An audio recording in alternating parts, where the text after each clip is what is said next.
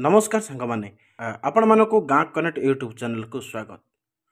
आम आज भिडियो देखा कि कृषकों आसीथिबा सरकार पीएम किसान योजना विषय में किए यही योजन टंका पाई परिबे एवं किपरि तुमे तुमर टंका आसीछि कि नहीं चेक करि परिबो सबु कथारे एठी आमे आज आमे ए वीडियो माध्यम सब किछि जानिबा।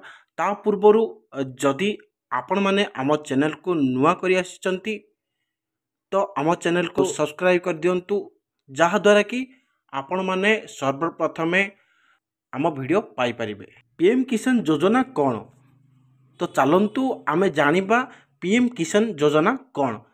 तो प्रधानमंत्री किसान सम्मान निधि योजना हेउछि एक केंद्र सरकारी योजना जेउथिरे छोट सीमांत कृषक माने वर्ष को 6000 टंका सरकार ठारू सीधा तांको बैंक खाता को पाती। यही टंका को तीनोटी किस्ती रे 2000 टंका लेखाएं दि जाए। तो आमे जानिबा जे ए योजना पाई केउ माने सब योग्य माने योग्य हिताधिकारी विषय आमे जानिबा।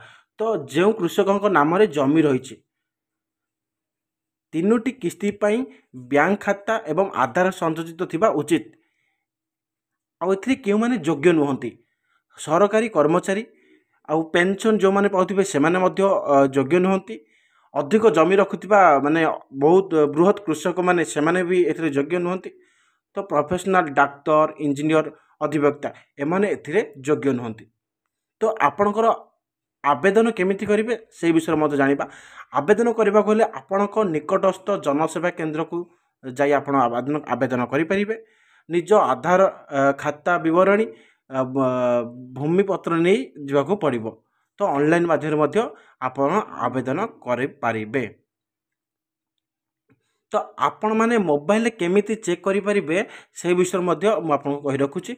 तो आपण गूगल को जिबे पीएम किसान बेनिफिशियरी स्टेटस आपण जाइकरी क्लिक करिवे। सर्च कला परे वेबसाइट खोलिबा परे आपण को आधार किंबा मोबाइल नंबर दे व्यवहार करंतु तीनोटी किस्तर तारीख और अवस्था देखि पारिबे। आशा करुच्ची आपण को ए पीएम किसान योजना विषय सठिक सूचना पाई परिथिबे।